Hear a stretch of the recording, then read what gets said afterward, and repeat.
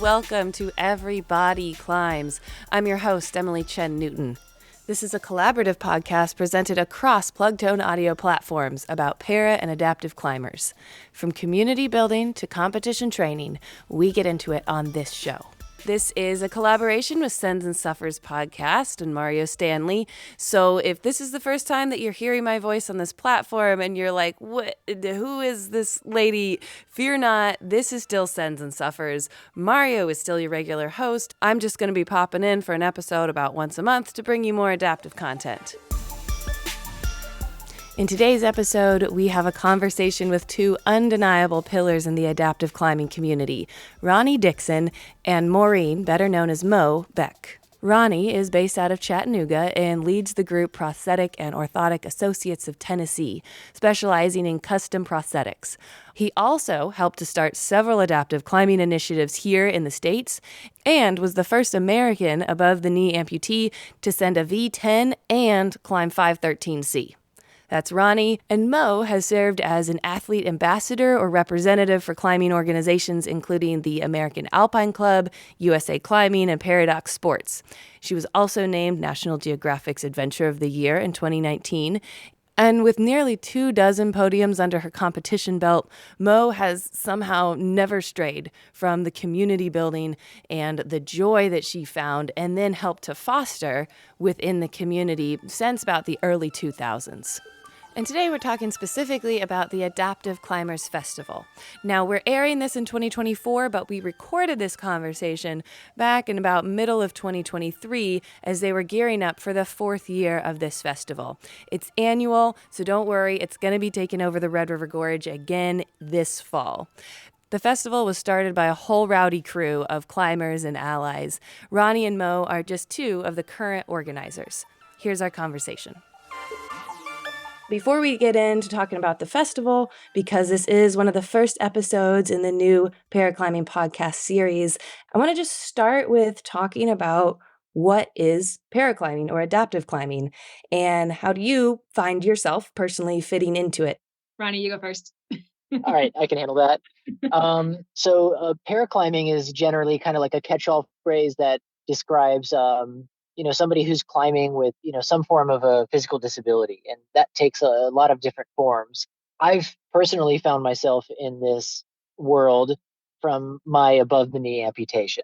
So in 2005, I had my left leg amputated above the knee.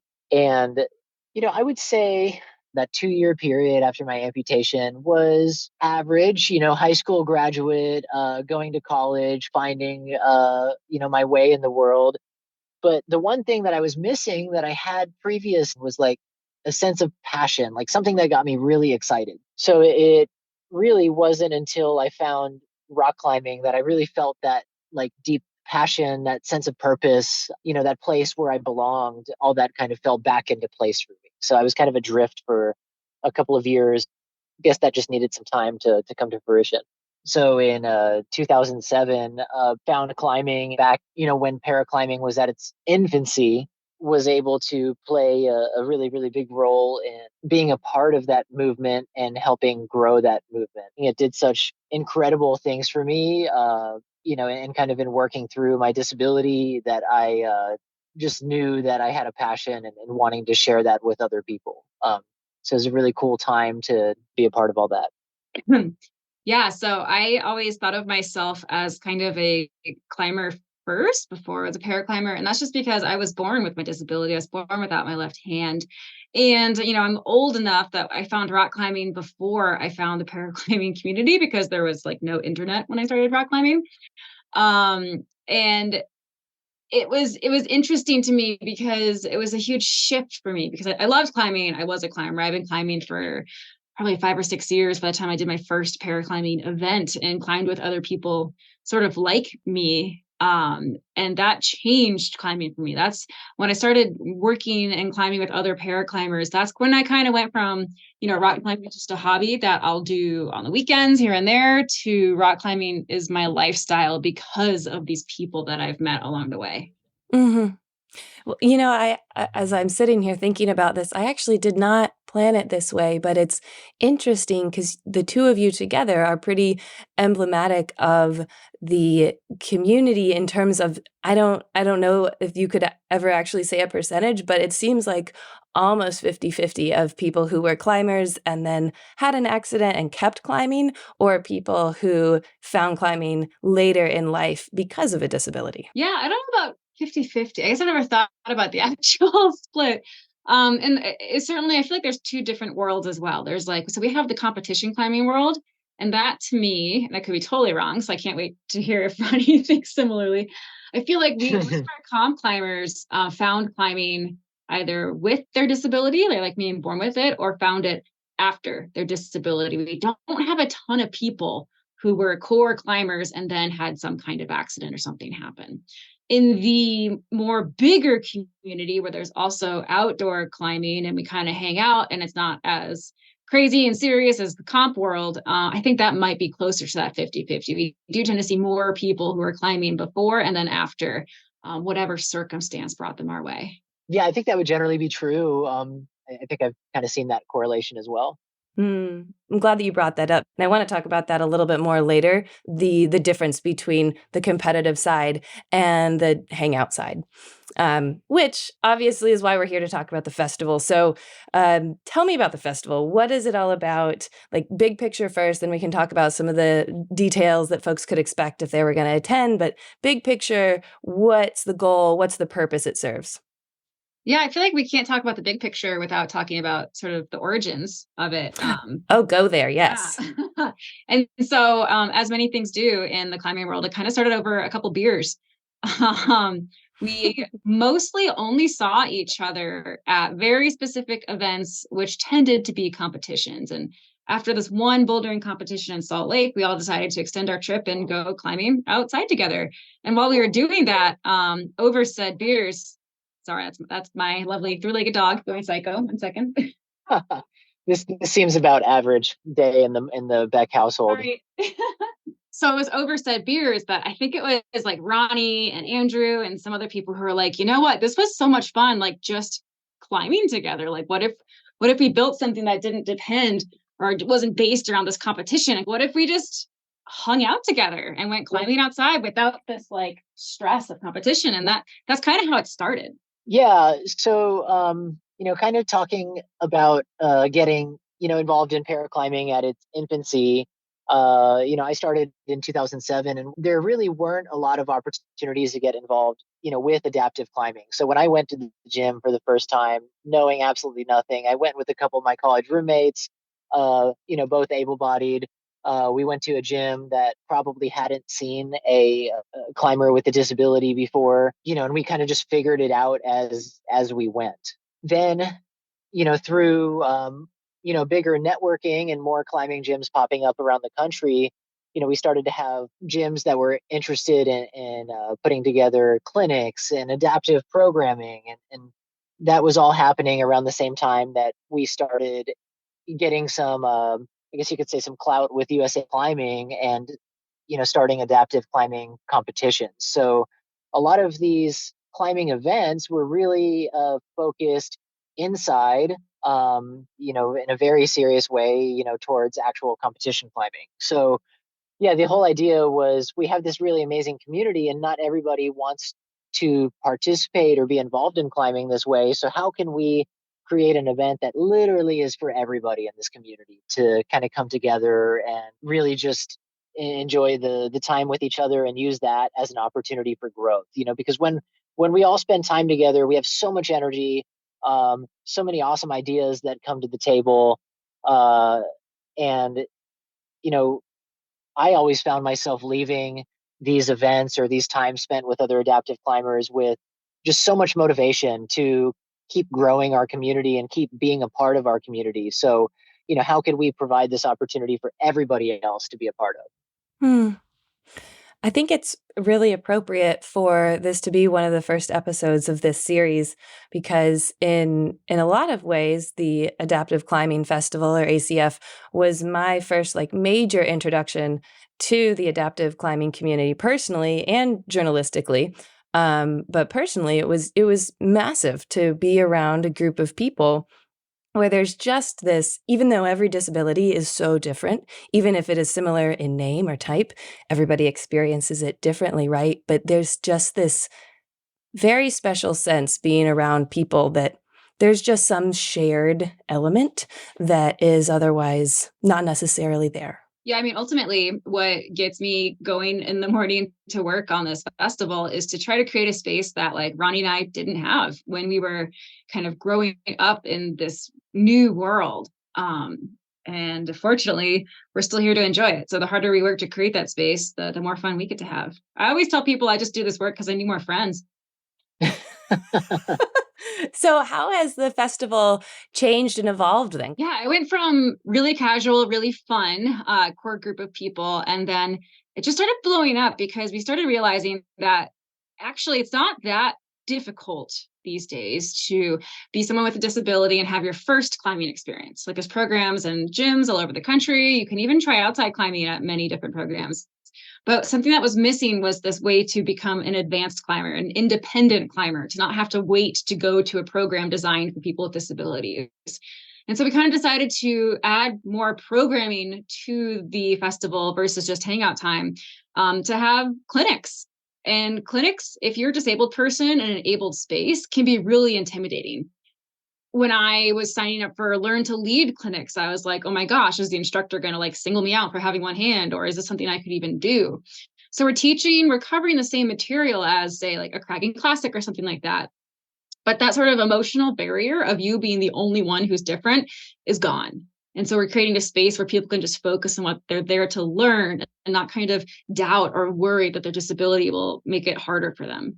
And yeah, I agree with Mo. I mean, the whole thing kind of started really kind of like family reunion style. When we first started the paraclimbing, I remember when we would bring six people to an event, call it successful, because we were all really cash strapped, maybe sleep like six in a hotel room or something like that, just from real humble like beginnings. And, now this world championships that's coming up, has 200 athletes signed up, and our national championships this last year had 120. So to go from our very first event that we did where we had six to that, we've really grown a lot in the last decade.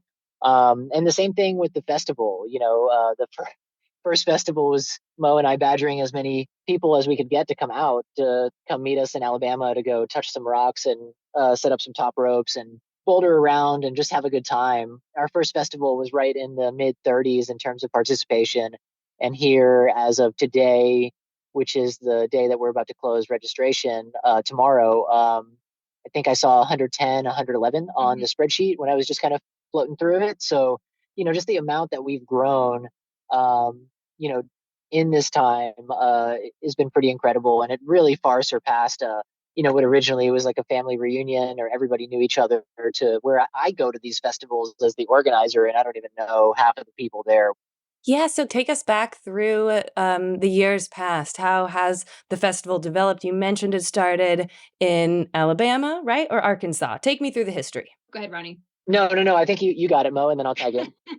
So I can't take credit for year one. I wasn't a part of planning it then. I was like going crazy career wise, and I think I took a red eye from Denver to Atlanta and drove through the night and arrived at 3 a.m. to horse pens in Alabama and had no idea what it was in for. But even at 3 a.m., there was still a campfire raging and a mostly empty bottle of whiskey being passed around. And I was like, all right, this is going to be that kind of festival. I'm in. I'm stoked. And it was just so fun. It was kind of like, because it was so organic and I would say family based, there was like no rules and like not a ton of programming. That was neat because a lot of disability adaptive programming, whether it's for skiing or climbing or just other sports, it's so heavily managed. And I just thought it was so cool that this ACF space was just like, we're climbers, go climbing. We're not going to police what you're doing. We're not going to like control what you're doing hour by hour. Like, you're grown-ups, have at it, have fun. And that was when I was just like, okay, this should stick around. This is a vibe that we definitely need in this world. And then the next year we moved to Horseshoe Canyon Ranch. It was more accessible. It had some really great sleeping areas, and had more cabins. And it had more rope climbing. Our community definitely leans on needing some ropes to have the most people have successful days. And that almost doubled year over year the first year. And then COVID happened. We ended up taking 2 years off. Didn't really know what to expect last year when we made our comeback. And we did not expect that it would double again. And that then this more year, than doubled last year. more than Yeah, I double, mean, yeah. we went from like 40 in Arkansas to almost 100, I think, is where we ended up. So that was pretty wild. And we should mention that was the Red River Gorge last year. Yeah, and Arkansas was still a little tricky to get around. And we could sense this event was growing, and so we moved it to the Red River Gorge last year.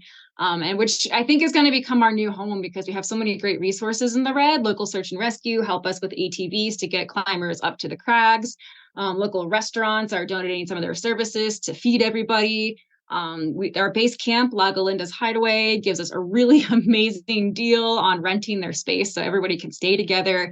And I think, and the climbing in the Red's amazing. There's steep overhanging stuff that's great for folks who can't use their legs. There's some techie slab for people who do. It's just like such a great, beautiful spot and beautiful time of year. And so I think that's our home for a bit now. Yeah. Yeah, not to mention the Muir Valley, really coming to bat for us with closing down a couple of their most popular crags completely for the event. I mean, it's just huge to have that much support of their board. Yeah, and I think the local climbing community, like when they closed down those crags for us, I was like, oh God, I'm like anticipating a post on Mountain Project or the Facebook groups being like, oh man, can you believe they closed down Bruise Brothers on a Saturday? But instead, everything was just like, hey, how can we help next year? Can we come hang out at the party? Like, we're so stoked you're here. And it's just been everything we could ask for and more. Yeah, and as the Red being my home crag and being here in Kentucky, I just love the idea that the Red River Gorge could be this adaptive climbing hub. I mean, even the way that La Galinda, they adapted a bunch of their cabins last year, right? Yeah, they modified all of their shower houses to be accessible, built a ton of ramps throughout their property for many, many cabins. And it wasn't cheap for them to do. And they never once kind of said, well, is one enough? They were just like, walk us around, show us what we need to do, and we'll do it. That's so cool. One of the many unique features of this festival is we actually feed everybody for the entire 4-day festival, which is a huge task. Not any other festival of this size that I can think of does that. And I can attest, the food, you don't just feed everyone. The food is good, like homemade blueberry syrups for pancakes and stuff like that. Yeah, I was too busy running around to enjoy much of it last year, it turns out. But it's really good food. My husband, who's not a climber, he actually hates rock climbing. But his favorite thing in the world. What? His favorite thing in the world. I did not know this about you. Yeah, no, it's true story. He hates it. But this is his favorite weekend of the year because he loves getting up at 5 a.m. to cook for everybody. I love that. Tell us about some of the other details. The clinics, what do you got? Bigger and better every year. One of the things that kind of got us going on clinics is we talked to some folks, and a lot of we have this blind climber friend. He's like, I really want to learn how to lead climb, but every time I do a trip with XYZ group, they say I'm not allowed to. Insurance doesn't allow it. And we're just like, well, why don't you come learn here? Mm-hmm. So we're kind of creating spaces where we believe that people with disabilities should be allowed to take risks just like able-bodied people. And we're going to help manage those risks, but we're also going to facilitate taking those risks, I think, right? Because we want to create independent, confident climbers. And so that kind of started last year with an intro to lead class where it's like, you know what, if you're comfortable, we're comfortable. Let's do this. And then we also have affinity clinics. Not really clinics, it's more just like hangout time with people like you. So last year we had Lower Limbo, which is a lower limb clinic that Ronnie helped lead. And then we also had a blind climber clinic. And then this year we're pretty much adding affinity clinics for every group that we have. So we have the Armageddon Clinic, which is for upper limb different folks. Nice. The current working name for our SCI clinic is the Brokeback Mountaineers. And in that clinic, they're going to go over like personal hygiene in the woods when you're climbing. How do you manage a catheter setup? Because a lot of the folks there have spinal cord injuries. Mm-hmm. So lots of stuff like that, right down to your classic, like how to rappel, how to project, mindfulness, sport anchors. We even have arts and crafts clinic for Sunday morning if you partied a little too hard Saturday night to climb. That definitely has happened every year, and at almost every adaptive event, that's an issue for sure. Yeah, I think we're adding hangover yoga for Sunday morning. So that's just like an hour of shavasana, right? I think so. Yeah. Child's pose. Yeah. Yeah. When you mentioned in particular, the learning to lead clinic and just creating the space where you're going to facilitate, but people are allowed to take the risks that they feel comfortable with. It reminds me of when we were speaking earlier about so many of the events for people with disabilities tend to feel overmanaged, and how special it is that this becomes something that you're not just taking somebody out for a one-time experience. You're becoming a climber. Yeah, that's one of our takeaways, or like one of our mantras we live by, is we're not taking people with disabilities climbing, we're teaching people with disabilities how to be climbers. And we try to live that mantra by as many clinics as we possibly can, which this year should be all of them, that are taught by people with disabilities. Mm-hmm. Then thankfully through some of our friends in the Red River Gorge, which is arguably the best sport climbing in the country, we were able to create some connections with the Friends of Muir Valley, and come up with our biggest and baddest festival yet. And this will be the first one that we're repeating because we really feel like we have the formula and the recipe dialed in just about right. So this year is all about us taking the same formula that we implemented last year and just making it bigger and better. We had a comment just along the lines that some of the folks with disabilities were helping out other folks with disabilities. Like I think a blind person was helping piggyback somebody, and rather than seeing that as a negative thing, like I actually think that's one of the positive things about our festival is we're not setting any limitations on what it can be. Just like some of the other adaptive programming can be over engineered here, like we're actually we're helping each other. We're not depending on other people for our success. So I think that's one of the really awesome moments that came out of ACF, along with I've been to the adaptive community. I mean, I hate to keep bringing this up, can party really hard, like I mean literally with the best of them. And we had a legendary toga party on our final evening of the last festival that yeah anyways, the effects were lasted for many, many weeks. I might still be hungover from that, but that's probably just a me problem. It's really, I was thinking, it's not fair to say there's no competition at ACF, because at least at the toga party, there was definitely push-ups, there were definitely pull-up competitions. I mean, competition comes out, but maybe only once the togas also come out. Yeah, what was cool yeah. is so basically for me, ACF is just like a normal climbing festival because people with disabilities should have the opportunity to be normal, because we are normal, we're people. And one of the things that normal climbing festivals have that I wasn't seeing at other like adaptive specific stuff was campfires with beer. Like it's fun to hang out, have a beer, have a non-alcoholic beer, like everybody does their own thing. And I think that's how we really grow the community, is remembering that everybody here is a person first and wants to hang out. And it was just a good time. I feel like the Saturday night party is really just like a metaphor for the bigger thing that we're trying to accomplish. It's more than just, who can hold a one-arm pull-up while chugging their beer contest. But yeah, no, the party's a metaphor. The party's a metaphor. I promise it's deeper. And then did it actually happen? That's the question. Or is this just all a figment of our imagination? That's a great question. There's no photos to document it. So we have thought about, what the future holds, especially with regards like to the Red River Gorge. And we're getting so big that it's hard to think of another place in the country where 200 by the time everybody has their +1s and all the volunteers, we're going to have 200 people this year. Where else can we go that's so accessible, that has such great camping? So we might be looking at the Red as our longer term home.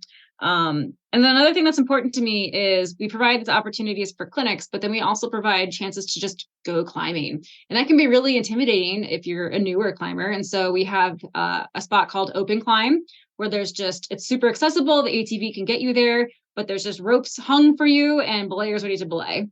That's a great way to meet people. And then we have what we call our backcountry clinics. And it's not so much a clinic as just creating a space for climbers to grow as climbers. They're a little less accessible to you. Like they're going to be to other places in the gorge where you might want to have some independent mobility in order to get back there. But this is effectively just cragging with your friends. And if you're not a confident leader, you're not confident going out along, there's going to be someone in this crew who's able to like show you the way. But again, it's just all about the climbing. And it's building the community, like you say. And another thing about those type of clinics or activities, whatever you want to call them at the festival, it also strikes me as something that is it's really acknowledging that there's a lot of people that you may not see their disability, or it may not necessarily be mobility based, like in the most straightforward sense. And that was something that I felt going to the festival. And I guess since this is like one of the first couple episodes we'll be doing, I should probably say about myself that I have a connective tissue disorder or a collagen disorder. So it affects my joints and affects a lot about my life, but I am able to walk up and down a trail relatively encumbered. And so that was really special to just be part of this community where I didn't actually have to like tell anybody that. I mean, you do because it comes up around a campfire with beers, but you don't have to explain that. Yeah, and that's another thing that's nice. Set against the atmosphere of climbing competitions, who can compete has gotten more narrow over the years. That's gotten more serious. And so, certain people with physical disabilities aren't allowed to compete. Mm.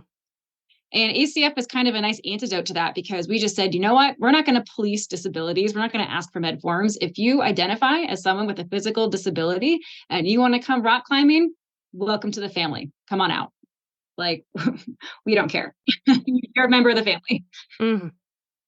When you look around the adaptive scene, what do you think is so special about this festival? And maybe you can even expand that to not even just the paraclimbing and adaptive scene, but when you look around the climbing community in general, what do you think this festival and other festivals like it, what need are they filling? What gap are they filling? I think it's Ronnie's turn to go first. No, it is my turn to go first, and I'm completely just kind of digesting all of that.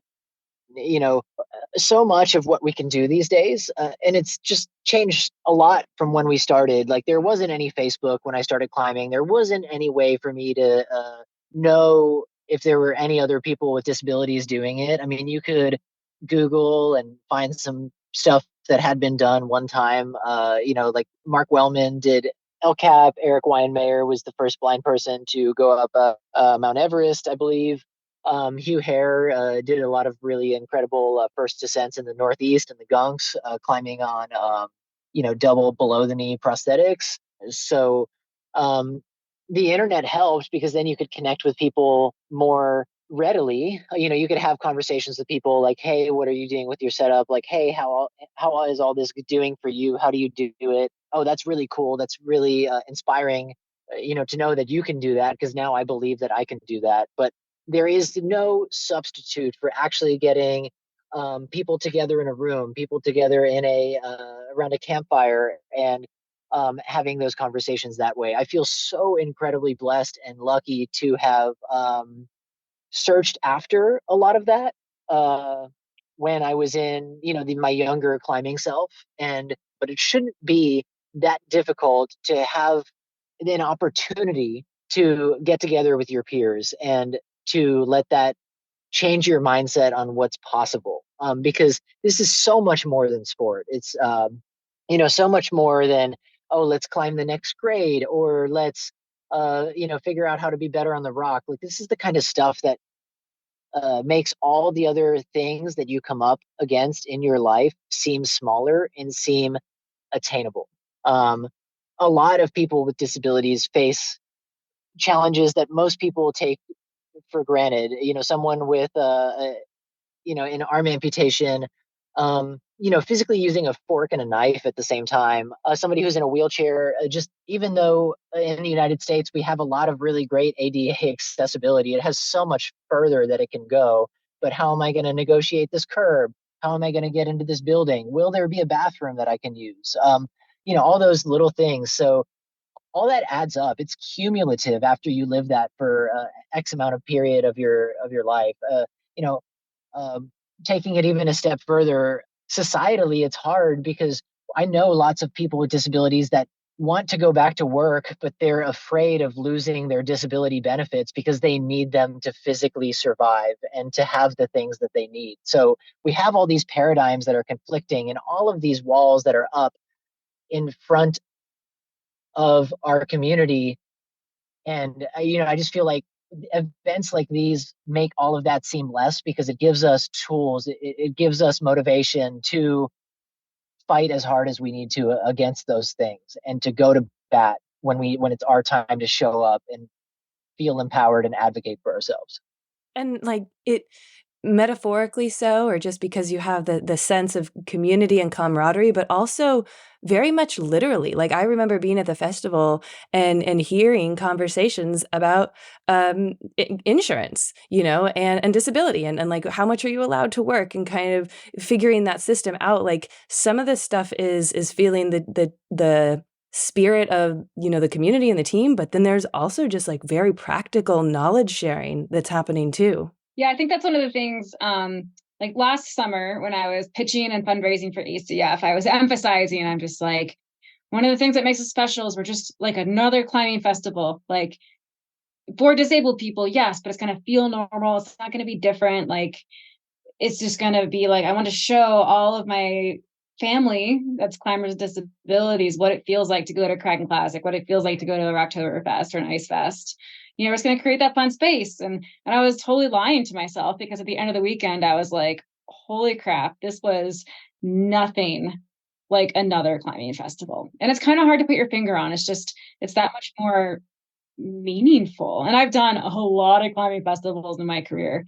I've done a lot of events for people with disabilities in the climbing world in my career, but something about ACF just hits different. Yeah, it is hard to put your finger on other than being able. I find myself like reaching for these really like ethereal words, There's nothing, there's just this sense, there's this feeling. Like I don't have a real tactile word to apply to it. If you find it, let me know, because I'm also just kind of groping through language. Yeah, that's what it feels like, groping through language. Exactly. Yeah. Speaking of language, though, I did want to bring this up because you were mentioning some of the names of the clinics, and I do feel it's important to talk about this very special sense of humor that exists, and how it can be, and it shows up at ACF a lot, much more than you would see at some of like the sanctioned competitions. So can you talk about that a little bit? Like it could be misconstrued as self-deprecating, but it's not. Why not? Talk about that a little. I mean, it kind of is. I think it's a community of people who have found themselves, and our mode for survival is generally dark, irreverent humor. And I think that just helps set the tone of what our expectations are for the weekend. It kind of just gets the awkward part out of the way. And also, I think, again, just like how beer is a metaphor, I think using that irreverent dark humor is a way to be like, this isn't necessarily going to be a soft experience. Like you're expected to like ask for help if you need it, but don't be shocked if you like trip on the trail and bust your knee or slip on the rock and cut your elbow open. Like we're kind of trying to introduce the raw, gritty attitude throughout the weekend. And sometimes our choice of language helps set that stage. Yeah, that makes sense. Just another one of the things that feels different from the competitions. Yeah, actually, I used to do an event that was for disabled climbers and it had the word GIMPs in the title. And it was amazing. And it's actually the event that got me out climbing with disabled people. Cause I was like, oh my gosh, that's funny. Like it's not bubble wrapped. Like people are they're owning it. Right. And then a couple of years after it started, they're like, the organizing group was like, oh, we can't call it that anymore because our sponsors might not like it. And I was just like, but that's our language. Like, can you imagine if like this like white owned company told brown girls climb they couldn't call themselves brown girls climb because that might be offensive to somebody. And I was just like, honestly, I love that we're owning our own language. And if someone doesn't want to donate money because of it, I don't think we want their money because I don't think they understand what we're about. It's kind of just the group around, but nobody will dish it out harder than kind of we do against each other, and it's just all in good fun. And just making it not a big thing. It's like the more that you bubble wrap it and try to manicure it, it just makes it more serious. And then just kind of by adding a little bit of the humor to it, it just takes the edge off and just makes everybody more comfortable in their own skin, because we're actually talking about it. Yeah, there's definitely times where we use language and then I'll have to look at a volunteer and be like, that's our word, not your word. Well, yeah, I mean, just think if you were at a USA climbing event, like they're not going to have the lower limbo category because of where the terminology is coming from and who's handing it down or who's using it. I mean, and not at all to shit on the competition scene, because actually, Ronnie, as you were talking earlier about watching how things have evolved, and you guys can correct me if I'm wrong here, but it seems like this ACF exists in part, and this part of the community exists in part because of how the competition scene has grown the overall community, right? I mean, there's some like synergistic role there. I think they're hand in hand. I think when we're at ACF, we're recruiting people to come compete at nationals. And then at our competitions, we're recruiting people to come hang out at ACF. Yeah. Mm-hmm. Yeah, the truth is we just love seeing each other, and we just fans and champions for our community, and we want as much of it as we can get. Being around our community and being around the type of people that come to our events makes me feel complete. It makes me a better person by knowing them, getting to spend time around them, by just being a part of our whole community. So I search that out as much now as I did ever. It just so happens that our group is 12 times larger than it ever has been, and we're just so lucky and thankful for that. Mm-hmm. I want to wrap up today with just asking both of you to tell us a little bit about what you got on the horizon, other than the festival in October. It's kind of a crazy fall with a river trip coming up. This is the year that we're having the first ever adaptive category at Horseshoe Hell. So Ronnie and I are actually a team for that. Oh, hell yeah. Because we just can't get enough of each other. Just very briefly, for anyone listening who doesn't know what Horseshoe Hell is, can you give like the tiny little elevator speech about what that comp is? Yeah, it's kind of funny because Horseshoe Hell helped me lead to my own philosophy of what ACF should feel like. I've always thought it should present like a Kragen Classic, but feel like Horseshoe Hell, because Horseshoe Hell is like this wild rave of a climbing festival where it's full of people who just love rock climbing. It's a competition, right? It's a 24-hour long competition where you do as many pitches as you can in the 24 hours, and you don't sleep and you don't rest. It's absolute chaos, and people are in costume. Sometimes they're even naked the entire time. It's just this wild thing. And my favorite part about it is it's a competition, but so many people there don't look like a climber, and I compete a lot. And so you get used to that look of a climber. And at Horseshoe Hell, it's just people who love climbing. And sometimes people who win categories don't climb anything harder than 5'9" the entire day. And so this year is the first year that we actually have awards for adaptive categories. So there's a lot of smack talk going on right now in the back channels of the paraclimbing world. But yeah, I kind of, for ACF, I kind of wanted to co-opt that like psychedelic rave culture in climbing for a little bit for our stuff. Oh, yeah. Yeah. Is that September? Yeah, it's like the very end. So pretty much bounce right from there to ACF. Hell yeah. Cool. And then after that, yeah, truthfully, I'm not sure. Yeah, I've got a couple bucket list things in the future. I'm at this weird place where I'm probably done competing. Next nationals is our 10th year anniversary of when we did our first national championships in 2014. So I'll definitely be at that. And then after that, just kind of refiguring out what climbing means to me. And, been fairly lucky in being able to accomplish most everything I set after, setting the bar really high, always kind of falling a little bit below where I thought I would be, but still way further than I would have been if I never tried at all. And just kind of figuring out what's next. Am I more stoked on trad climbing now since I've just done nothing but boulder and sport climb my face off, or I don't know, so just kind of being open to what that looks like, and what my next motivation is. I'm not sure, but whenever it strikes me, I'm gonna go 100% in on that, just like I have ever on anything else. Well, cool, you guys. Thank you so much. Yeah, thanks for having us. I mean, Yeah. it was really cool to have a space where we could talk about all this and share some of our stories from previous years. And I mean, it's the biggest and baddest thing that we're doing right now. So it definitely is you'll want to be there. There's a lot of FOMO going on if you don't make it, for sure. However you get there, you got to be there. You've been listening to Everybody Climbs. This episode was recorded in 2023, but both festivals Ronnie and Mo mentioned are annual, so don't worry, you haven't missed your chance to get involved. You can find more info about the Adaptive Climbers Festival at adaptiveclimbersfest.org, and you can find an in-depth radio piece that I produced about the event last year on the podcast Inside Appalachia. This episode was produced as a collaboration with Sends and Suffers and Plugtone Audio. Big thanks to Mario for being down to make all of this happen. And thank you all for listening. I'm Emily Chen Newton, an adaptive sports reporter. You can find my other work on NPR, in Climbing Magazine, Gear Junkie, Climbing Business Journal, and others. If you want to reach out about what you heard on today's show or have ideas for future coverage, you can send a message on the contact page of plugtoneaudio.com. That's all for today. Climb on, climb strong, and remember, everybody climbs.